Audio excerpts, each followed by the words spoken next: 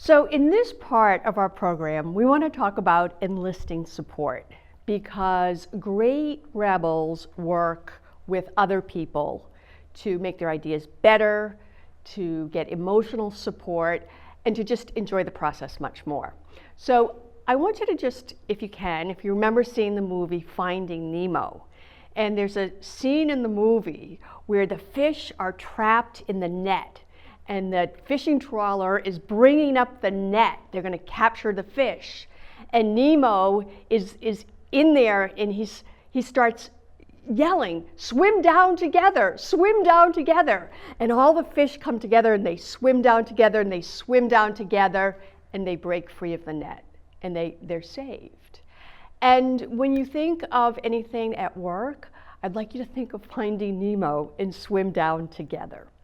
The other reason, there's some interesting data that when 10% of the people in a community, a population, an organization get together and support an idea, that idea will be accepted by the majority.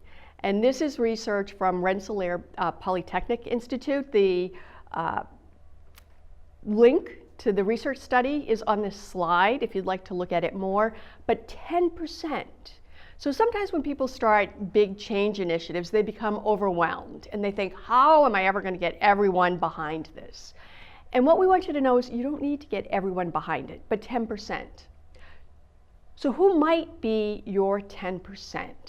This might be a time to just stop for a minute and think about who would be 10% of the people in your organization who would like to contribute to this idea, support this idea in some way. So, I mean, it might be who cares the most. You might look at what departments, where are they located, what are their interest areas, what type of experience, but just think, who might they be? Second thing, just want to ask you to think about how big is the organization? And what's 10% of those people? Are you in an organization of 5,000 people and you'd have to get 500? Are you in an organization of 100 people and you'd only have to get 10%?